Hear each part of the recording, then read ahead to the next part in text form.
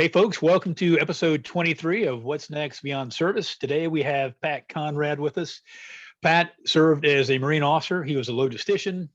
And when he transferred from his service, he found a great job with Deloitte. You know, Deloitte's an international firm. They're consulting folks. They're in the top tier of consultant companies worldwide.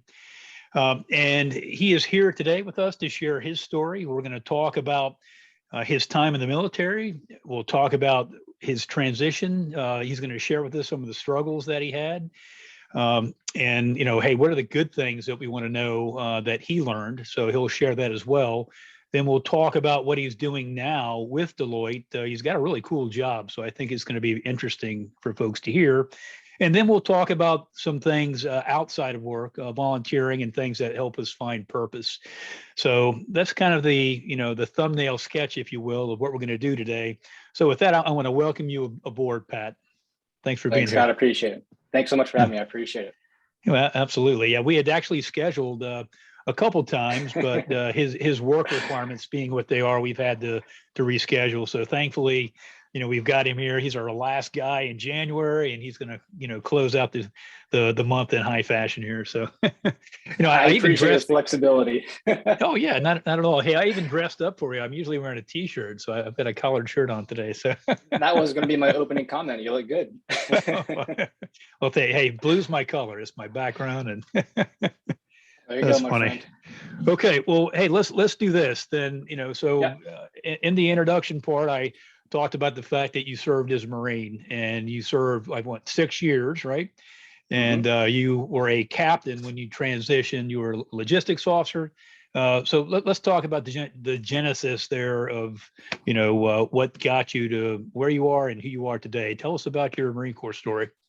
Yeah, sure, absolutely. I graduated from Florida State University, 2009, and it's a bit cheesy, but I admit, when I took a trip to DC and set eyes on Arlington National Cemetery, right then and there, Scott, I knew I wanted to serve. So fast forward, you know, to my graduation about 6 months later, I signed up for OCS in the Marine Corps, and I've never looked back.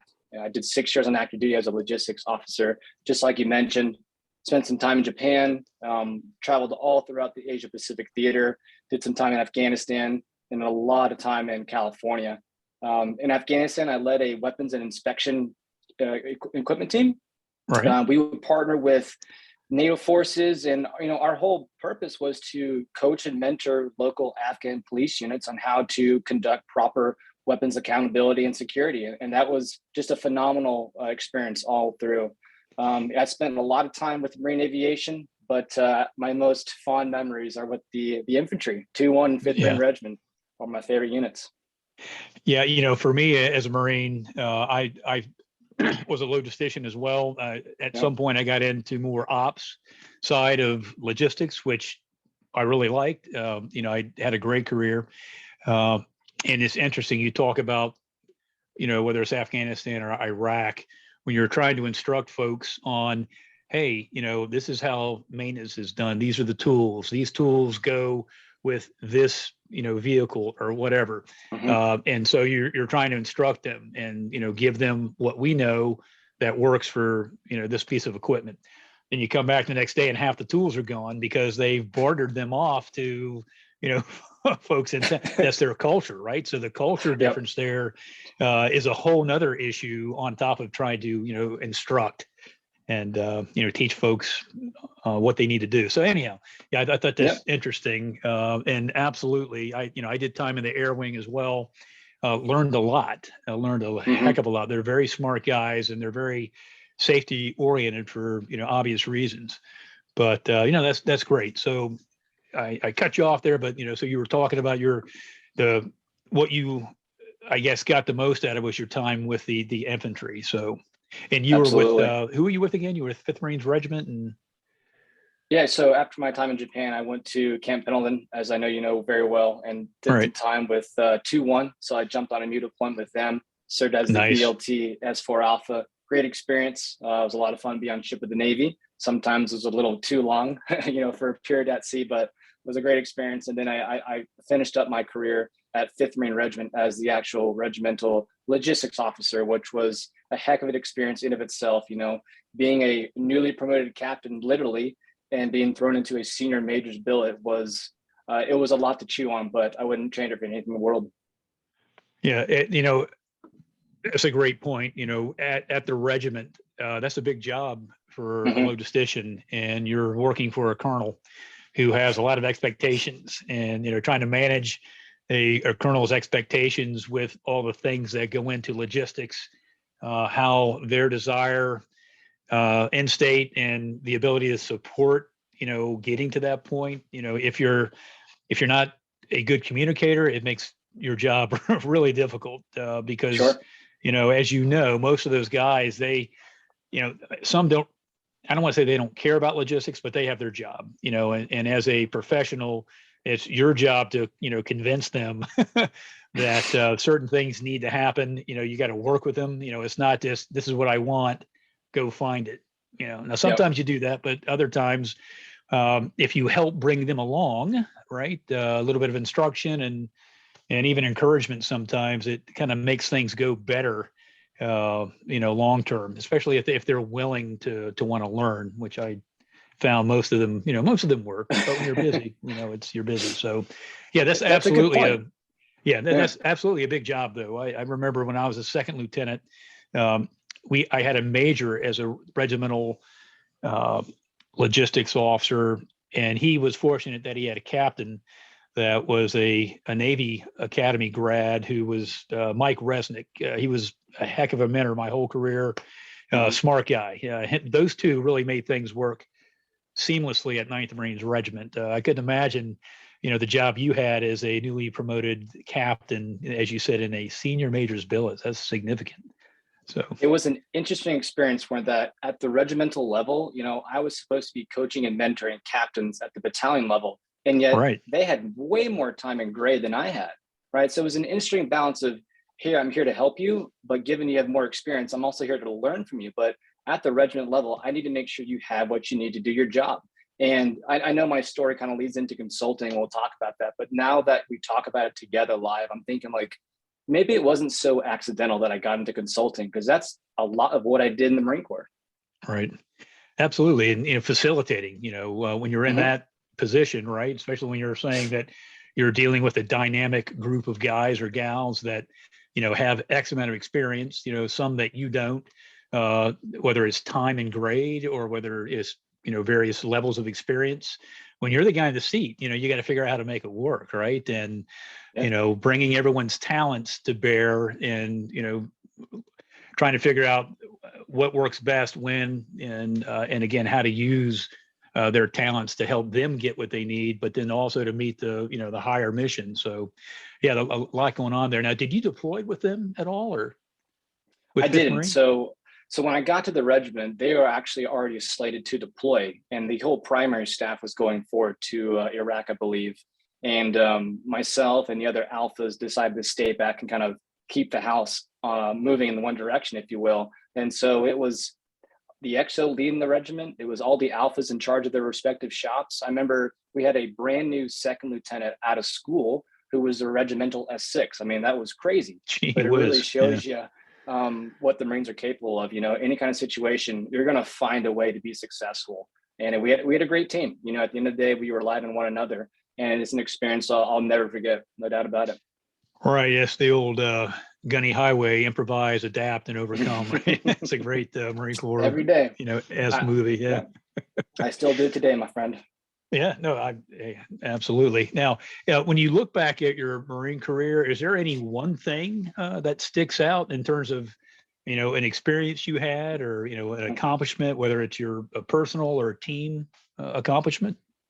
Yeah, there's probably a few, but one memory that I always think back about actually has to deal with what we're talking about now, the 5th Marine Regiment, and just being thrust into a job that I had just got promoted. And, again, a senior major was supposed to do that job. It was a heck of a humbling experience, but I'll never forget, we were at a training exercise and one gentleman came over to me, we're just chit chatting. He's like, so Captain Conrad, when are you pinning on major? And I was like, Sir, I just got promoted to captain. I'm still trying to figure out what I'm doing, but thank you for the compliment. But that's just something I always look back and laugh. I was like, man, what was I doing? Well, evidently you were carrying yourself well, right? If that was the comment that he had, yeah, I, that's one of those that you go home and you're kind of proud, you know. yeah, absolutely. I had a really good staff sergeant, and again, I should have had a gunny, but I had a great staff sergeant who took care of me, and we got it done. No doubt about it.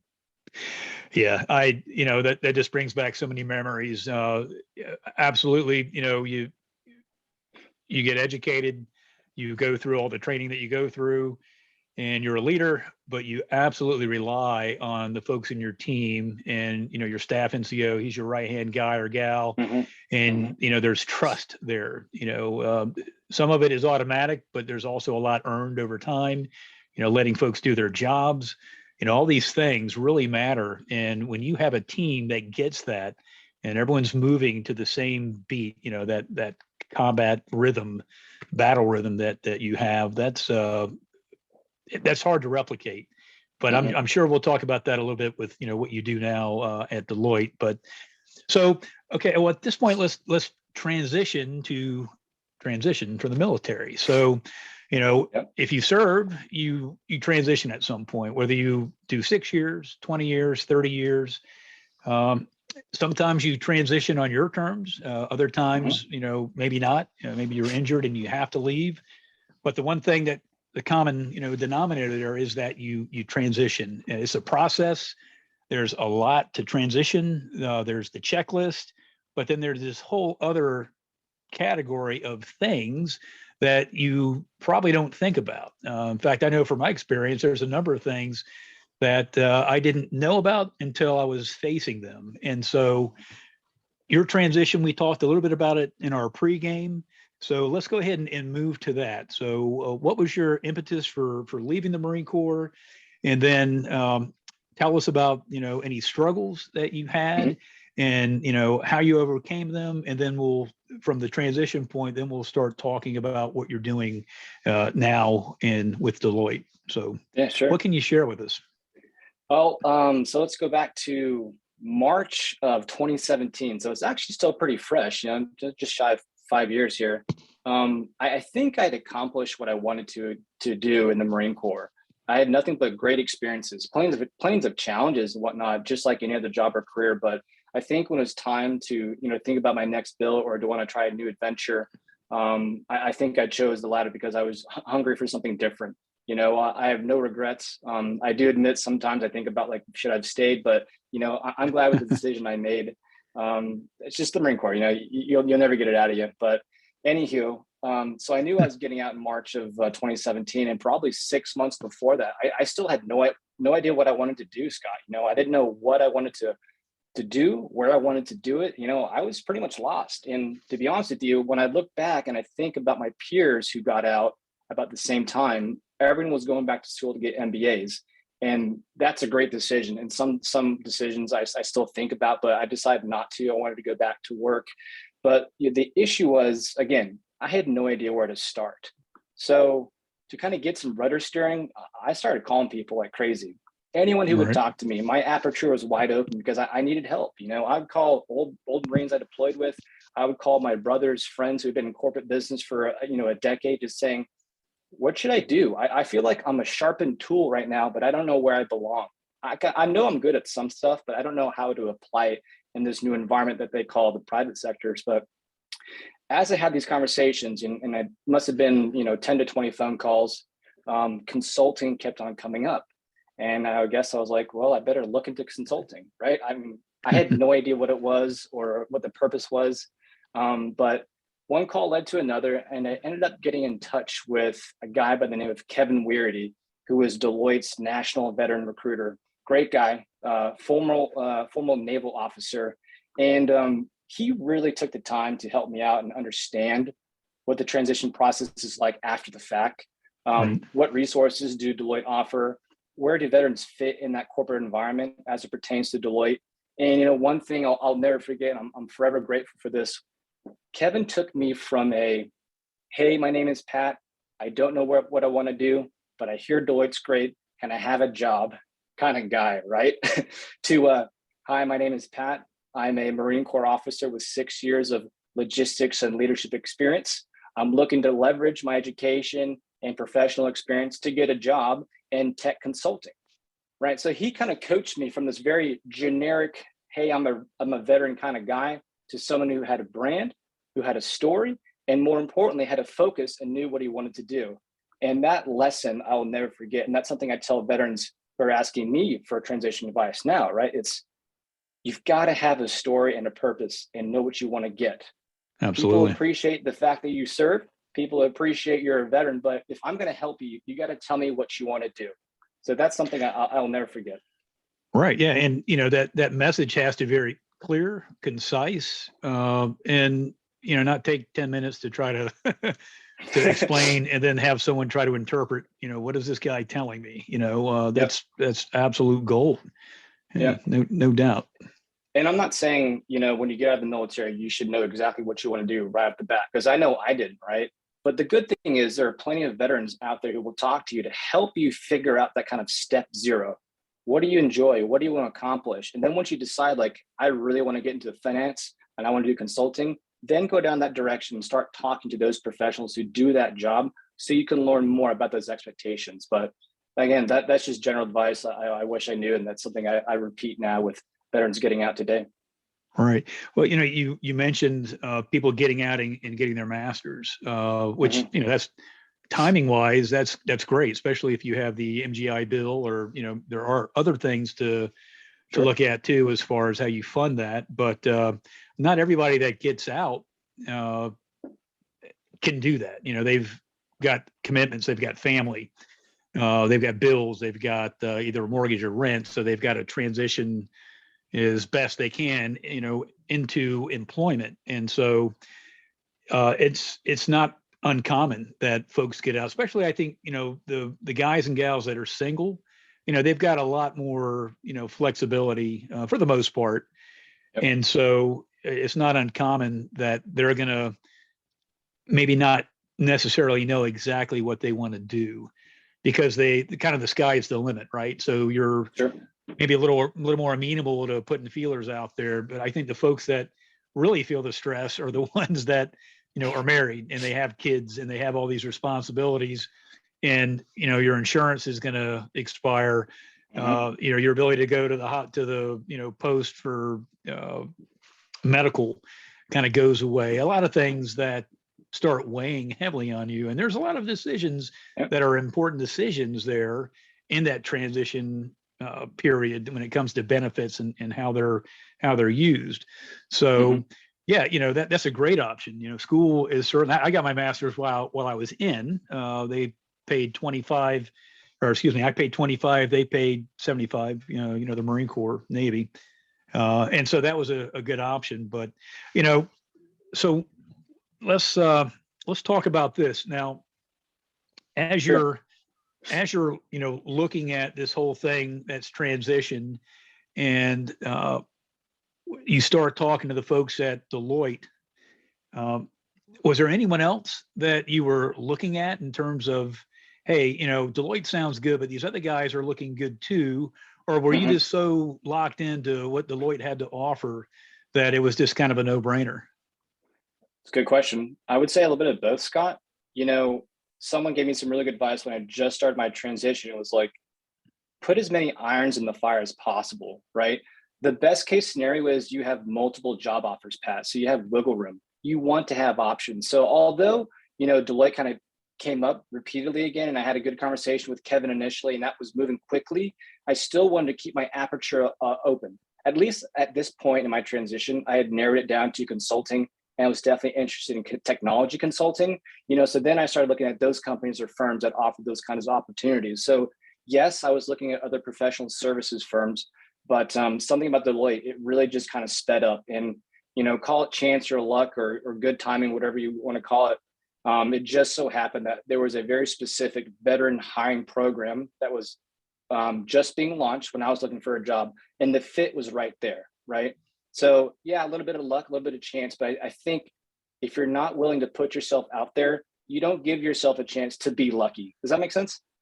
No, it absolutely does. And I think the other thing you were fortunate is the gentleman that you mentioned earlier that you wound up, speaking with at Deloitte. Sounds like he was a heck of a mentor and someone that was able to kind of connect those dots for you.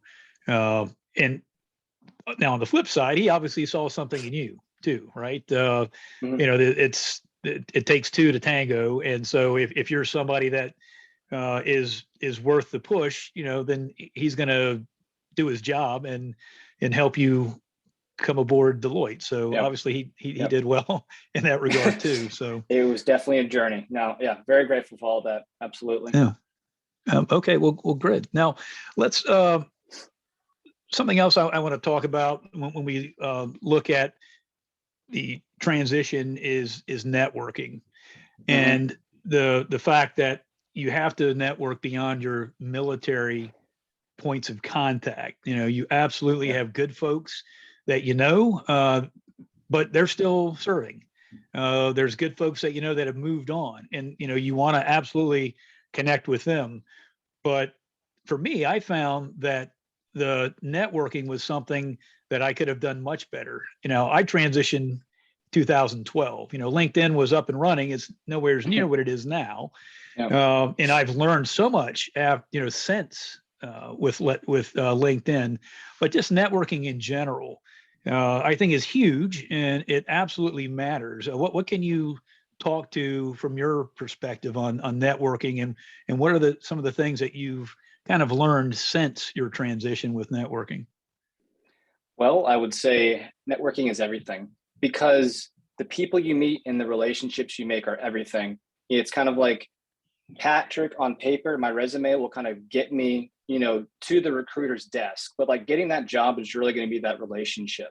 So once I finally learned the value of relationships and the people I met and what that could lead to, that's really when I really doubled down, and I kind of built a networking strategy. Again, I had to learn this the hard way, so maybe take some lessons learned, but networking it's a game, right? You should have a purpose and an end state. So once you do figure out what it is you're trying to accomplish, let's say I want to get into, real estate, right? You should maybe look at some professional networking platforms, find some profiles of people who do the job that you want to do, and figure out who do they know? How do they get to the job that they're doing now? How can I replicate that? And so you kind of bucket these people into different categories. So there's this, a handful of people I want to meet that do the job that I'm going for.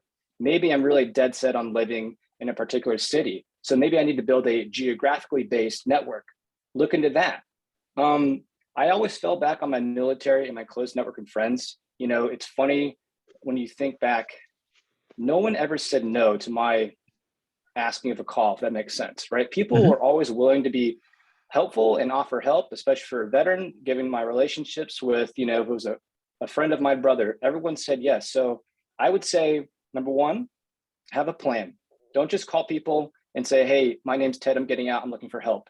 Have a purpose of the call and what you're trying to get after. Number two, I would say, make sure you have some sort of reciprocity with networking. And this is very, very difficult, but you've got to find it. I understand when people say networking feels very selfish. Like, I want to set up a call with you, Scott, so I can figure out how to get onto your podcast, right? Well, try to find a way to give back. And I know it's very difficult when a veteran's transitioning out because you feel like you can't offer much to the corporate world. But maybe you think about this. If I'm taking a call with Scott, clearly he has some sort of interest in supporting me, the veteran or the military community. So what if you end the call by saying, hey, Scott, thank you so much for your time. I tell you what, if you run into another veteran who's getting out looking for advice, because clearly you care about our community, please offer my name, because I'd be happy to talk with that person. And, just that little offer of help and that reciprocity again, it'll really, really go a long way. So I would say, don't be shy, focus on reciprocity, and really have a strategy and purpose to your networking. Yeah, Patrick, I tell you, that's so smart. In fact, you're actually the first person that I've talked with about this who has mentioned that aspect, the reciprocity piece. And I think that's huge. I mean, because it shows that you're a servant leader too, right? That it's not all about me. Certainly, and just as well as anybody else, when you serve in the military, it's teamwork. It's always about the team.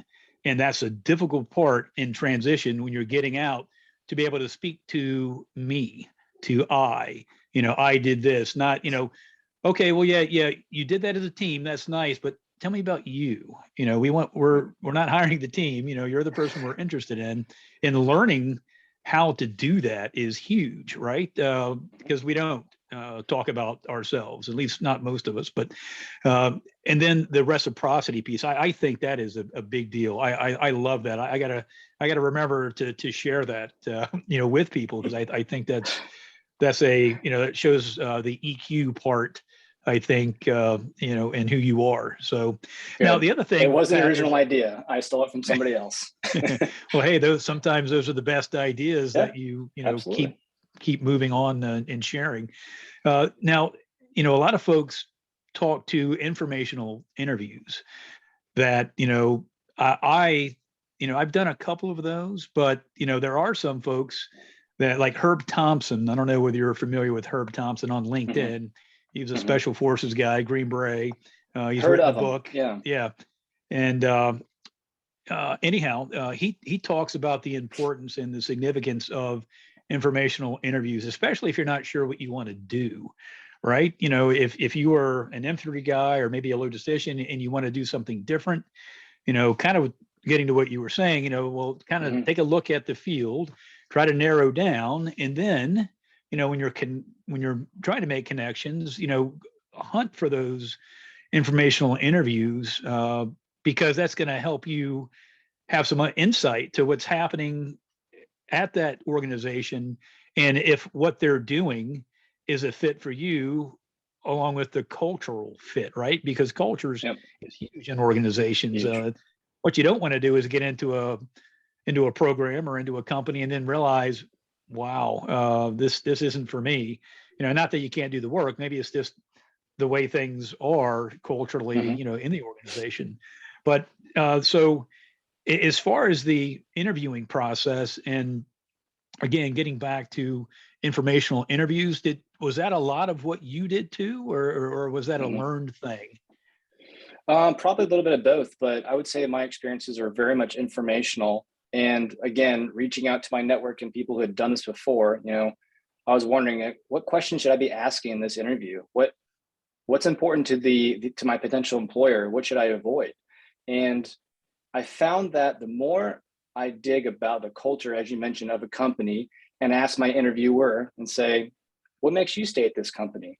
What does career progression look like? What is the company going to offer me as far as talent development? Are you going to send me to training courses? I'm fresh out of the military. Do you expect me to jump into this crazy sales opportunity and sell millions of dollars of work? That's something I probably don't know much about. What is the company going to invest in me? I mentioned that kind of metaphor of, like, I know I'm a sharpened tool, but I'm not sure where I fit. Can you help me find that proper fit? And so I would encourage veterans to really pick apart that company that you're looking at and ask those questions. I mean, simply put, and during an interview, the more you get the other person to talk, I think it's the better. And I would agree. And so Pat, your current position now with Deloitte, let's kind of move into that space here, if you will. Sure. It's plainly obvious that you have a passion for veterans, and that folds into what you're doing now. So with Deloitte, you're a workday manager, and most folks might not know what that is. I mean, I didn't until you and I talked. Mm-hmm. But again, so you're a good part of your day is working with folks that are, that have military backgrounds, right? So, Mm-hmm. you're passionate about that. Share some of what you're doing now with folks that will see this later. Yeah, sure. Absolutely. I'll kind of talk about what I'm doing now and how that actually allows me or enables me to do the military volunteer work that I'm so passionate about.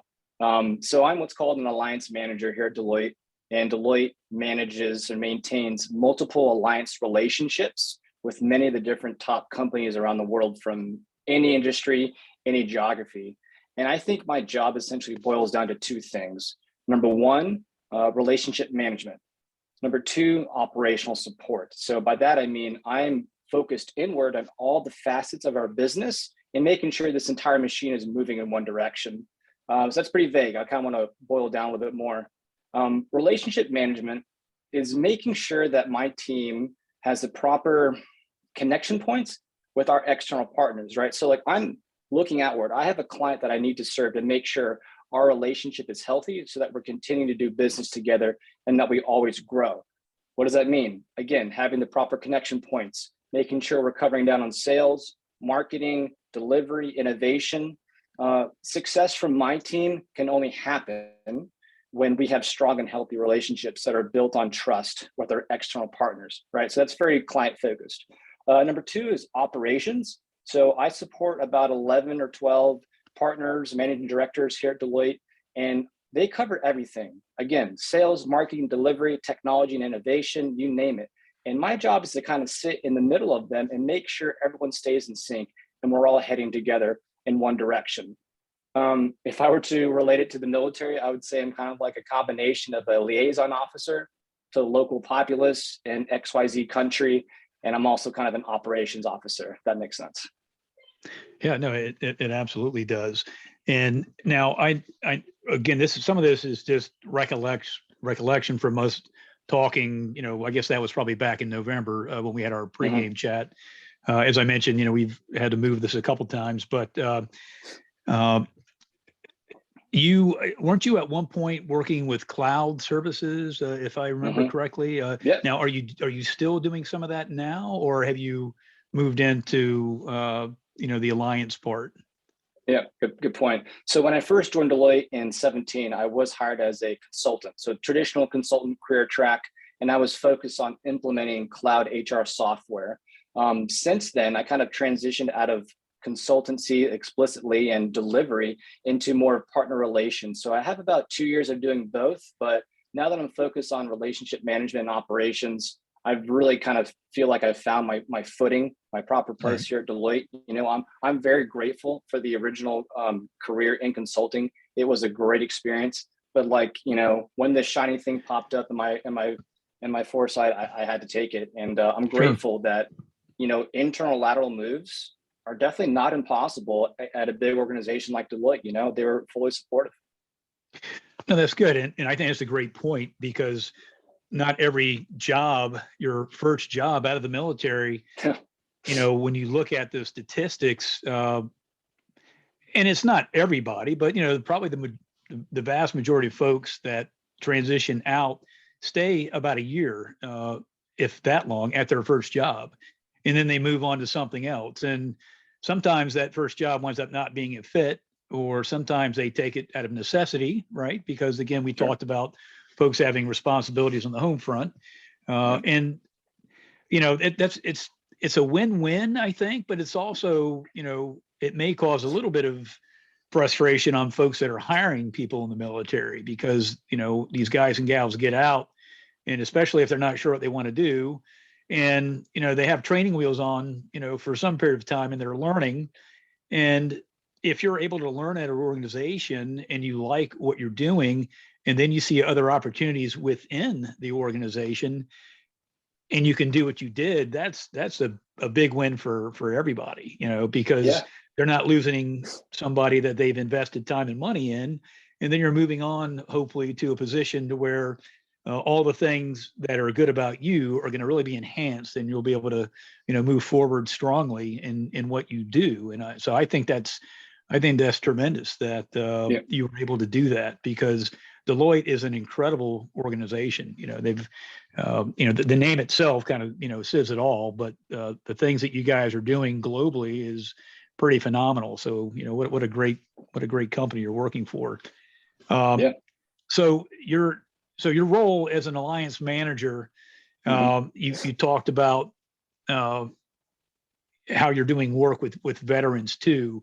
Now, is that more through your connection with was it FourBlock and American Corporate Partners? Is that what we're speaking to?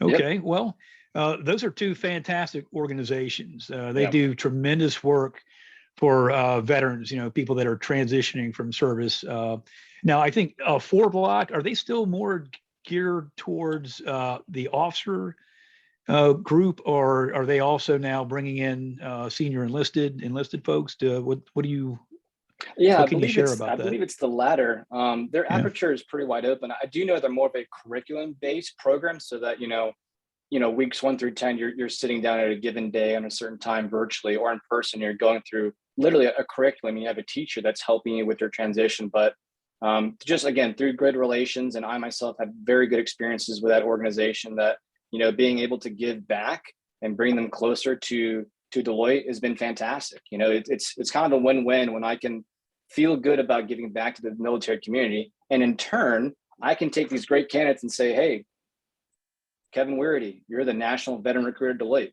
Go look at these people," right? So it's kind of a win-win. Makes sense, Right. totally. And we do the same thing with many other veteran nonprofits that are bringing us solid candidates that are doing good things for the military community, and have the opportunity to take my professional work and still have time and support to do the veteran stuff that I enjoy. Is great, because honestly, Deloitte could say, "Hey, we really need to buckle down on this. Can you do that later?" And I would have no issue with that, right? Because there are priorities. But again, all the ideas I've brought forth to my bosses about the veteran stuff, they said, "Go for it, man. Why not? It sounds good." Well, yeah, that's fantastic. Veteran friendly is a term that's Hmm. thrown around a lot, right? Yep. Uh, it's it's a bit of marketing, which you have marketing, right? And you Hmm. need, you need to do that wisely. But Sure. there needs to be something on the other end of whatever those comments and statements are, right? And Hmm. the companies that really are veteran friendly are the ones that are doing what you're doing, and it's more than just a slogan. There's a little bit of meat to what you're doing, and them allowing Hmm. you to have that bandwidth, right? The opportunity to connect with organizations like this. It's a good thing. It's a goodwill gesture, name wise, for the organization. It's helping those two organizations that you're working with specifically, being tied to an organization like yours. So there's credibility that comes with that. And then Hmm. you're also opening up the pipeline to this tremendous resource that are transitioning military, and all of those things aligning. And then again, having you as, to kind of being a pivot point or a shepherd to help, bring folks, along to job opportunities, or, even just the struggles of transition, and talking about things that you never think of for the most part when you're serving in the military, those Hmm. things that you're going to have to do when you get out, having a mentor to help focus on what's important in transition. And I know that you do all those things in that capacity. So, you talked a bit about FourBlock. What are you doing specifically with ACP? Sure. So for American corporate partners, I think our professional relationship with them goes back many, many years. I want to say at least over 10 years, but I'm kind of part of the core relationship and planning team. I would say about 1 to 2 times a year, we do virtual or in-person networking events where we'll bring in, leaders from Deloitte. They don't have to be veterans, but just people who care about helping out veterans. And as an example, a couple of years, we all got together in New York City, and we had the CEO of Deloitte US speak to about 40 to 50 transition veterans that were part of the ACP membership. And so Wow. just to see that support on both sides of the coin is great. It empowers Deloitte employees to give back to the military community. And again, on the converse, veterans, job seeking veterans from ACP are getting closer to people at Deloitte. And, I'm proud to say I've hired at least 12 veterans just through connections, ACP or not. And that's got to be the proudest thing when I look back. Really taking someone who's seeking for meaningful employment and they're still here at Deloitte. I think that says a lot about the organization and the veteran himself, him or herself. Right. Yeah. And the opportunities that are given there are incredible. Now, uh, Hmm. with those two organizations, you're uh, were those organizations that they asked you to connect with and fulfill what you're doing now, or because Hmm. I think you said that was the ACP that was 12. You've had a Yep. relationship for 12 years with Yep. FourBlock. Was that something Yep. that you established in what you're doing now, or was that already kind of set? It's funny. You think you have a good idea and you find out someone else has already launched it. Like, I had this idea of working with FourBlock, which is totally fine, by the way. But I had this idea of getting together with FourBlock and just reaching throughout the veteran network here at Deloitte. I found out that we've had done previous classes or networking events with their veterans down in DC and elsewhere. So all they did was piggyback off what they've done and kind of turned up the volume, right? So if I'm located in New York, which I am, well, why not do an event here together in Manhattan? There's people all over the place. It makes sense. We have the office space. We can easily get the leaders. Let's just do it that way. So I think that is an advantage of being at a large organization that's had connections with the military community for so long. I don't need to go reinvent the wheel. I just need to amplify things a little bit, right? How can I make it bigger, better, louder, whatever it is I'm trying to accomplish? Yeah, that sounds like being value added, right? You hear that term a lot. But well, so kind of getting back to what you're doing in Deloitte as an alliance manager and roles for veterans, would you say that that's a good role for veterans out there? What would you say to that? Well, it better be, because I'm the veteran doing the job, right? I think it is. I'm pretty darn sure it's a heck of a good fit, because I mentioned the whole operational aspect and the relationship management aspect of the job. There's something about veterans. I guess it's the culture and it's the team aspect that just makes so much sense, that when you're put into a job where literally you talk with people every day, and it's the relationship and how you speak with them that means the job is successful. I think veterans are very good at that, because you understand what service is, right? You have a client and you're not happy until they're happy. So I think as far as the relationship management aspect, heck of a good fit for veterans, because again, you're used to people, you like communicating, you have that experience. On the flip side, being very organized and overseeing operations and 10 to 20 different initiatives being led by different people and managing all those different things at one time is a great skill that the military teaches us. I go back to the 5-paragraph order. It's a cheesy example, but literally the military taught us how to solve problems. And all those lessons learned, I've absolutely put forth here at Deloitte, so that it doesn't matter what I'm trying to solve. You could ask me to go figure out how to configure financial management cloud HR software, which I ended up doing. You can ask me anything, right? It doesn't matter what I'm trying to get after, but the foundations of how to solve that problem is what I pull from the military, and it's absolutely transferable. So I think if a military veteran has that experience, alliance management is an absolute high fit. And come to find out, other veterans from the military, from the Marine Corps, another gentleman that I actually went to OCS with is doing what I do, but for a different alliance, which is so funny. We were on the same conference call, and I was like, hey, how do I know you? He's like, Quantico, 2011. I remember you. I remember your green shirt with your last name, stenciled on the back. Stenciled on the back, yeah.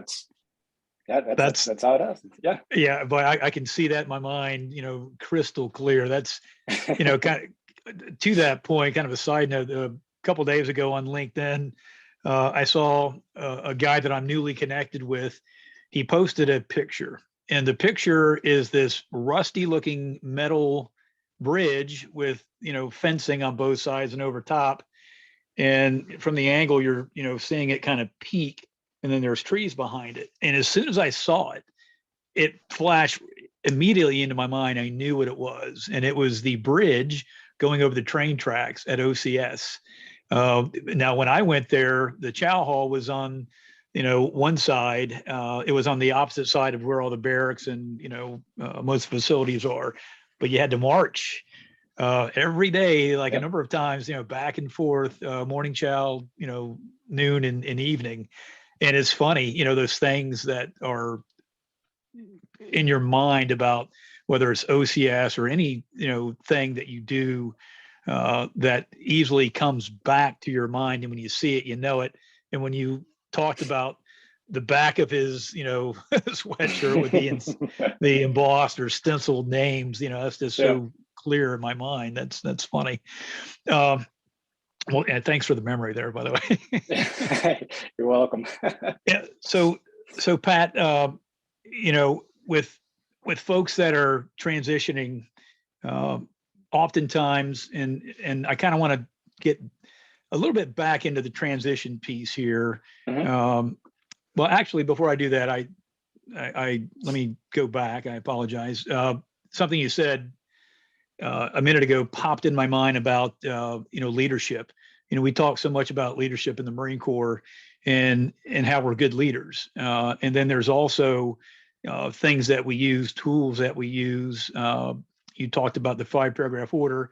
The Marine Corps planning process is a big deal, right? And that's something that maybe it depends on the position you had in the military, whether you're a good planner or not.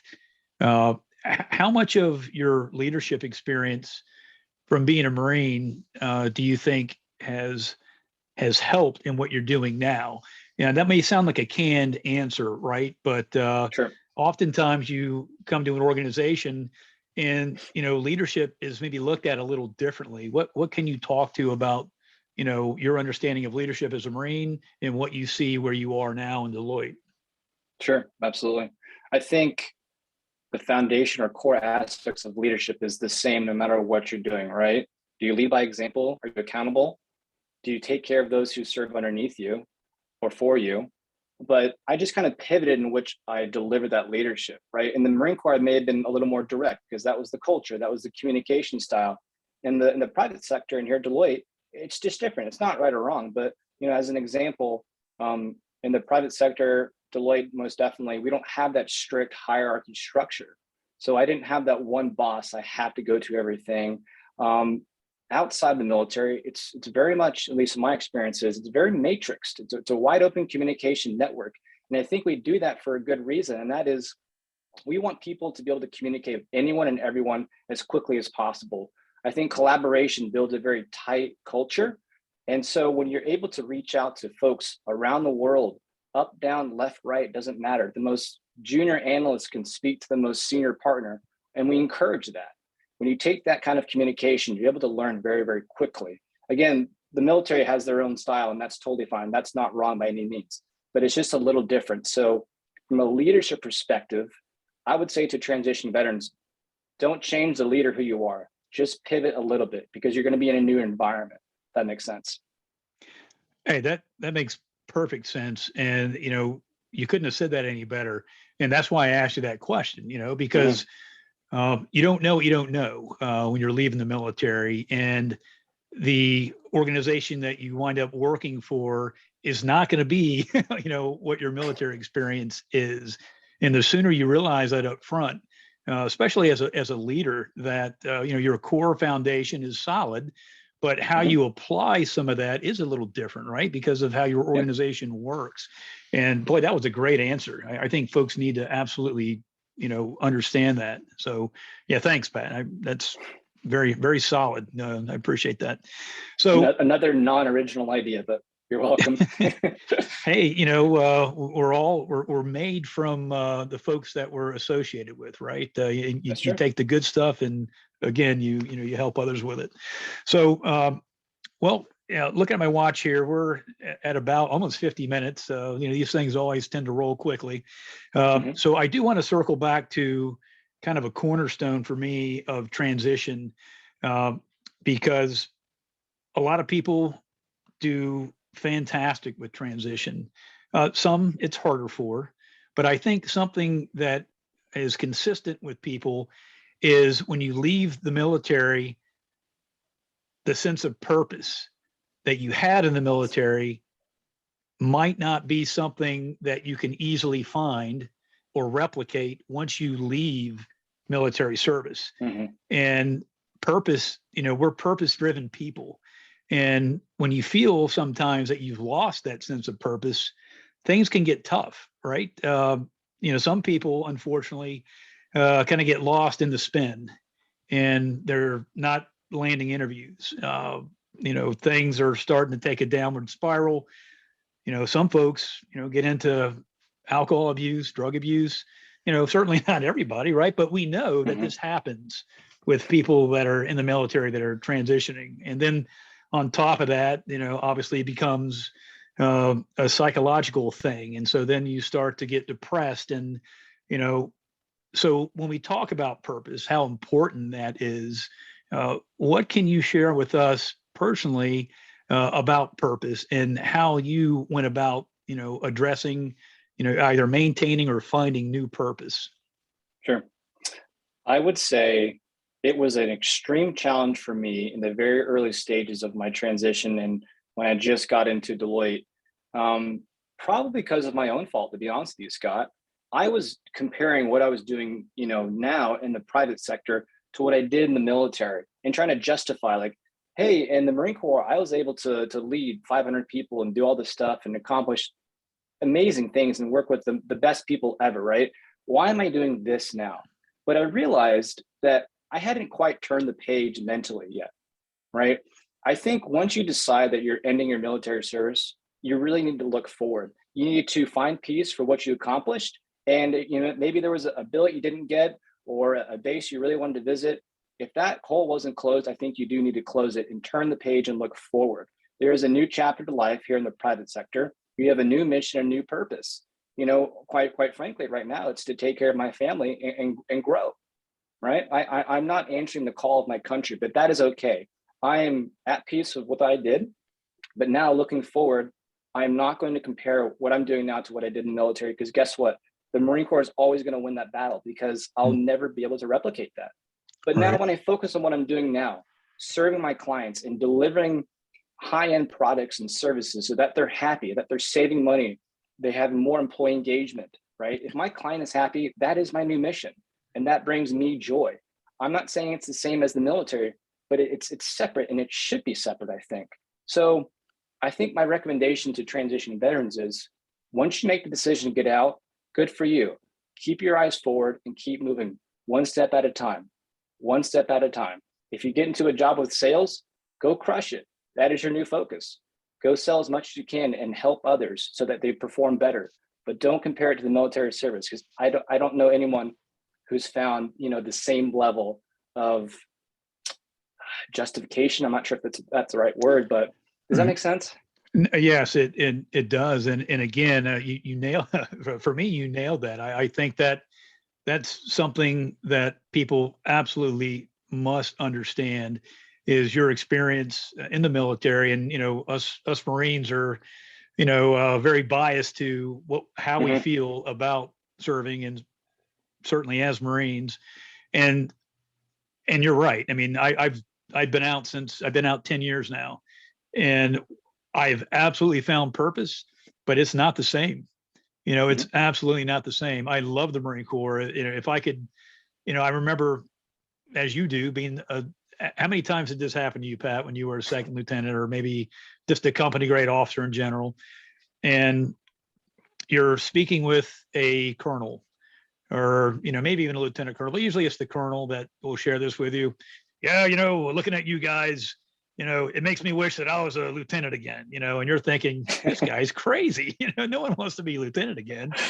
But then, you're older and you're wiser, and you look back on those experiences and you think, wow, that guy was right. I would love to have this opportunity again, because the Marine Corps was such a great organization.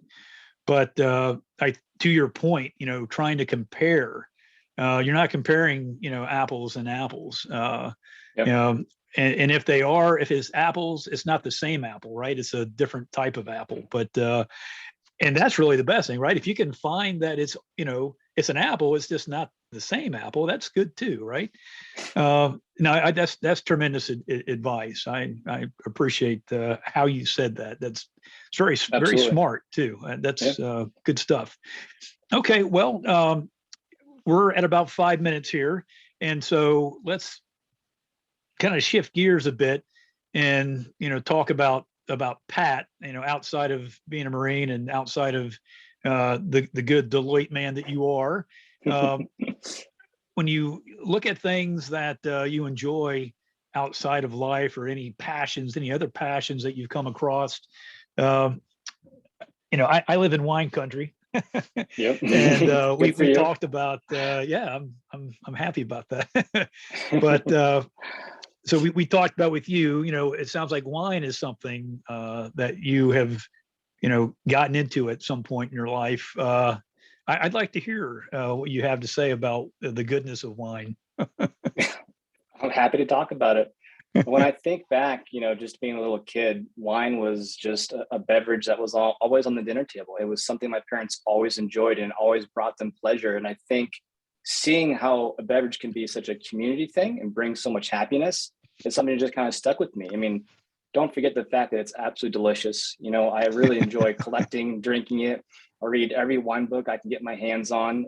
I'm even actually studying viticulture at UC Davis, thanks Oh, to wow. the post 9/11 GI Bill. So it's definitely a passion, and I think little passions like that will actually kind of form into other ones that you're into. Like I have actually found many other military veterans that are huge, wine lovers, but also actually in the wine business. So I'm happy here at Deloitte. This will be my career, but who knows? Maybe I'll retire, move out to California, and find myself making some wine, and that would just be a-okay by me.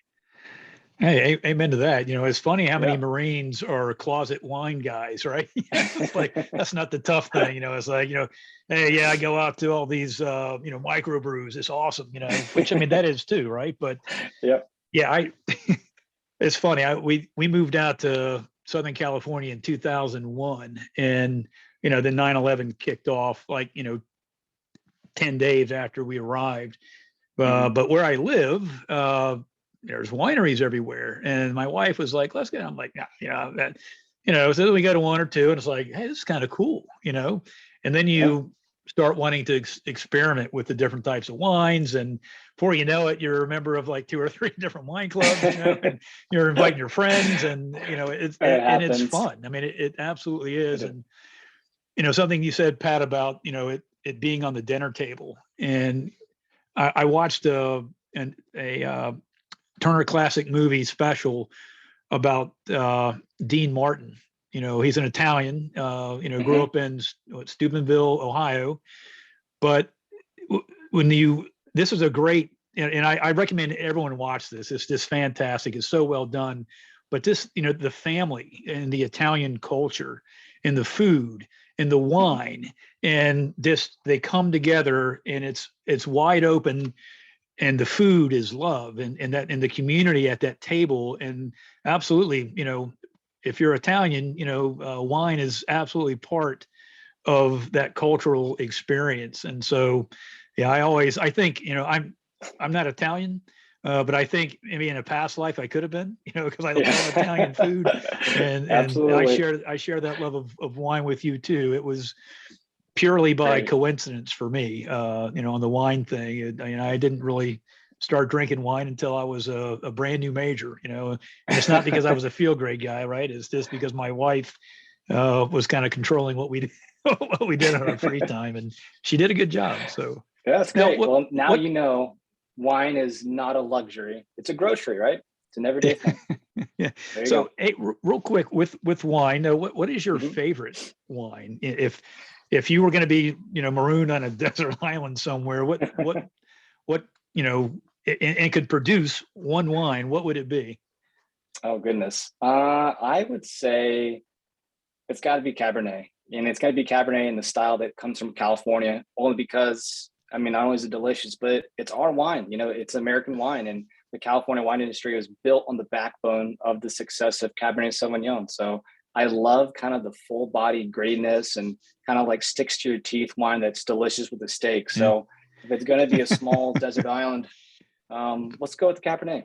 Yeah. Well, cool. And then we'll have to have steak there too. So those two things would work very well. Why not? It's my dream. That's right. Yeah, no, I agree. That's I think of all the red wines, that's the one that I prefer the most. And when you talked about American wine in Southern California, there's it eludes me now, but there is a movie about kind of the startup for the Napa Valley region. When some of the the Hmm. families that were there that stood up a lot of what is there now. I wish I could remember it. It's a really good movie. I'm sure it wouldn't take hard to anyone time to figure it out. Doing a search on Google or whatever. But well, that's cool, man. We are right at 11:59. We just managed this time so well. I'm kind of proud of Easy that day. because it's easy for these things to get away from you, especially when you're Marines and you start talking about different Marine stories or just Yep. veterans in general. But So with at this time now, I want to be a good steward of time, and I want to shift over real quick and bring Sarah in here. She's with us today. I just want to say I'm blessed that I'm working with Sarah. She's a tremendous individual, a strong woman. She's doing so much for, the military community, the first responder community. And I love when she has the time to be on this show. And Sarah, thanks for being here. You have anything that you want to share or anything you want to ask of Pat? Oh, I just had some comments, and thank you for those kind words. The feeling is definitely mutual, Scott. I appreciate you. And Pat, I really enjoyed your points, and so some great morsels that I heard you say. I love the fact that your staff sergeant, by the way, really took care of you. And like that really makes people's experiences, doesn't it? When they have somebody who's their senior who really cares about them. So that was really cool to hear. Yeah. And then just that you reached out to everyone, that you were that sharpened tool, but you didn't know how to translate that yet to the private sector. But you were so proactive, and that you learned how to articulate who you are. And like you said too, you need to have a story and a purpose. And you just you follow the advice, you put out multiple irons so that there's more options. Although Deloitte definitely came into the forefront very quickly. And just your networking, and all the great advice about having a plan, and then find a way to reciprocate. It was just a lot of really great advice in your story. So I just want to say thank you for serving, and really just I'm proud of you. Like you've just done a lot of great things. So thank you. Thanks for being on. Absolutely. I appreciate you having me on this show. It's been a heck of an experience. Really enjoyed it. Thank you so much. Awesome. Yeah, I echo Sarah's comments, and you're the 23rd interview. Now, we've done open mics, so we have a little more than 23 shows, but quite frankly, I think listening to you, everyone's done a great job, but I think when you're looking for tidbits on the business side of transition, that's important, and I think you nailed all of those things. The professional aspects of what's required, what do you need to know, how do you make it work? I think you knocked it out of the park, and that's awesome. Thank you, Scott. Do you have a minute or two if we have any folks that have questions or comments? Sarah, can you lead us in that? Yes. Anybody have any comments?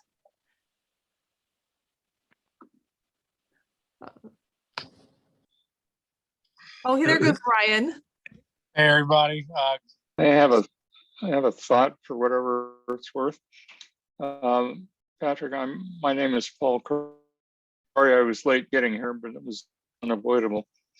You mentioned about the transition and the Marine Corps to Deloitte or whatever else you were involved in.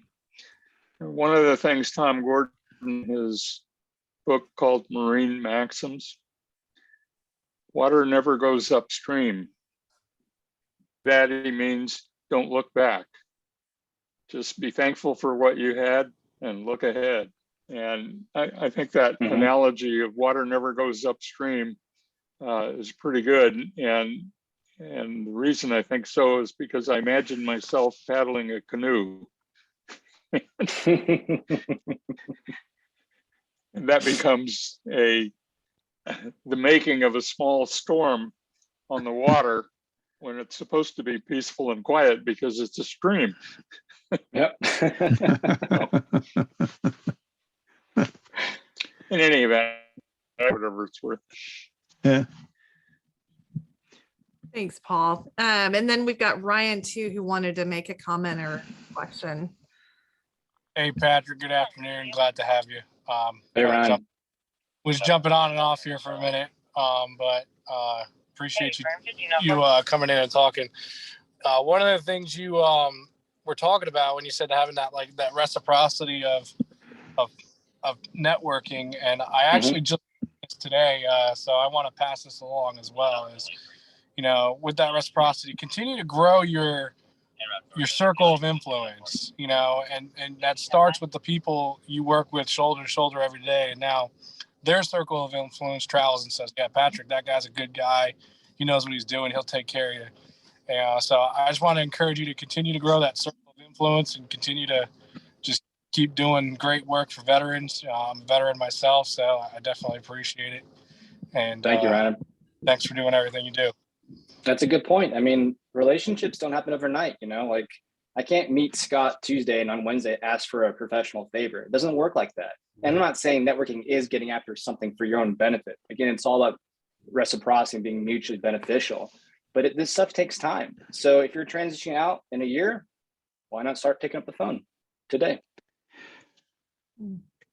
You know, Pat, that's another important thing too, is the ask, right? So many times on LinkedIn, you know, you'll wind up connecting with somebody, and then within a few minutes, your DM lights up, and then there's this ask that's really, you know, kind of out of place, just based on timing and not even really having a relationship with that person yet, right? And you know, I get it. You know, a lot of times it's from someone that's, you know, in the sales, you know, part of an organization, but that's really not the way. It is about, you know, I found that it's about relationships. You know, building relationships, because you can't do it all by yourself, and you need others. And if you understand that, then that means that you're probably going to be a good people person and take care of folks. And then those folks will do the same, that reciprocity that you speak to. So yeah, that's interesting. Are you, something I should have thought to ask, and I'll just do it real quick, is with LinkedIn, how much of LinkedIn did you use during transition, or have you maybe taken that on a little bit more now that you're settled with a job? Was LinkedIn a factor with you? A tool? I would say not enough of a factor. You know, getting out, I had no idea what it could offer me. I had no idea that veterans got 12 months free of premium membership, and those are fantastic benefits. Right. And honestly, if it were up to me, I think the military would give you a professional headshot before you walk out the door, because that is how serious, you know, an electronic resume is these days. It's a great idea. Profile is everything. That's your first impression on the whole world. So if you don't have a friend who has a professional camera, go pay for that service, because that professional networking platform is everything.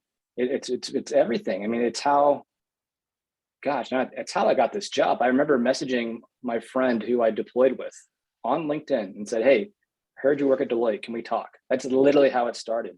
So I might be jobless if it wasn't for LinkedIn. Put it that way. Wow.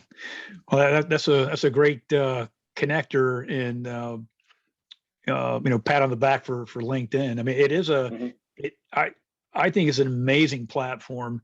You know, some of the stuff that happens on there, you know, whatever, but altogether, I think what it provides for people who are looking to connect professionally is tremendous. And it's more than just, you know, talking about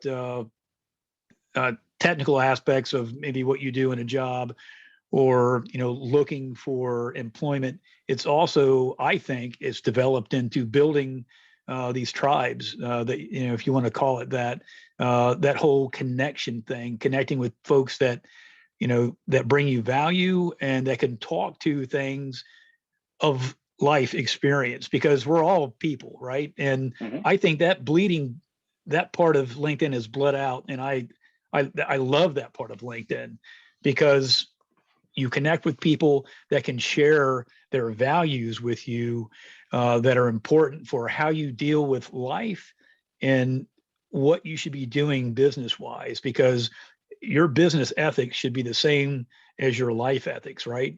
And if you meet folks that understand that, boy, that's such a strong connection there, you know, folks that get that. And there's a lot of them on LinkedIn, and I'm absolutely glad I'm part of the platform, because what I'm doing right now is certainly tied to LinkedIn, right?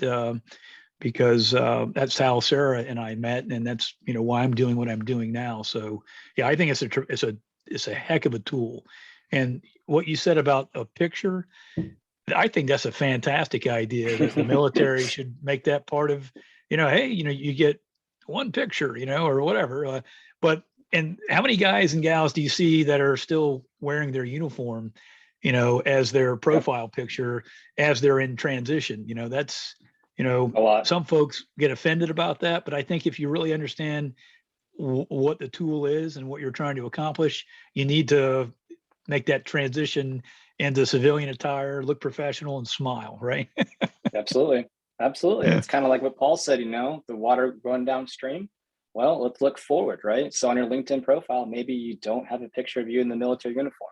I mean, I get it. That's all you have. Go for it. But look forward. Tell people that you're entering the corporate world and you're here to work in that capacity.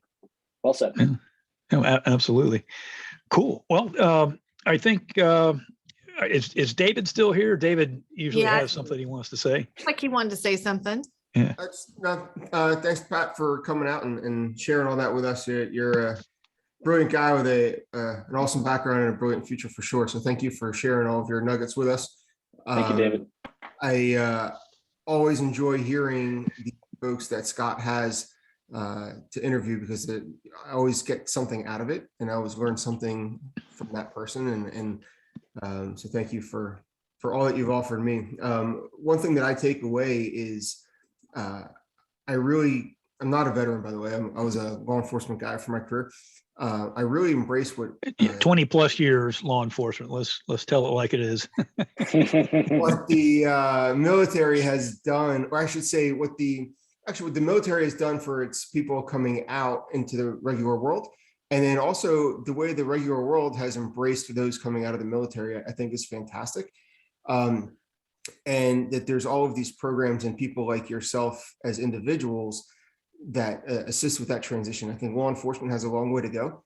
I think part of the difference is where most, and correct me if I'm wrong, most military folks don't do a 25 or 30-year career and then try to find a new life in their 40s or their 50s. And I think on the law enforcement side, it is more of a long-term career, where then when people retire, I think a large part of them are just looking for $20 an hour jobs to keep themselves busy. But I would love to see some of these transitional programs get back into our side of the business. I think law enforcement folks would be much more apt to retire at a younger age, where they can have a second life or a second chapter, rather than having a longer retirement chapter, quote unquote retirement chapter, where they're not doing something that's purposeful or fulfilling. So I think what you guys are doing is amazing, and thank you for sharing all that. Thank you, David. Appreciate you being here. And thank you for your service. It's public service, right? We try. Yeah. You succeed. Yeah. Amen. I don't know where this country would be without that thin blue line, right? And the other first responders certainly as well. David actually came on the program. I interviewed David a couple of weeks ago. Fantastic interview. And he's so right about the difference between the resources that are available for transitioning veterans compared to these men and women that are, risking their lives daily and then are deciding to move on. It's crickets compared to what we have, and we are so blessed in this country as veterans. And I would love to see more done for folks in the first responder community. Yeah. Hey, thanks, David. I think, and just to tag on to that, I think a big part of it is, and fortunately, at least, in the last 20 years or so, the veterans coming out of the military and into the regular workforce are very well received. Whereas there's such a stigma on the law enforcement side, it's become so politicized in so many different ways that I think you're almost literally, a blackballed trying to get something, productive coming out of the law enforcement side. And it makes that transition much more difficult, because one of our friends in this group have long since said, the law enforcement today is compared to the Vietnam veterans of the 60s. And you come out with this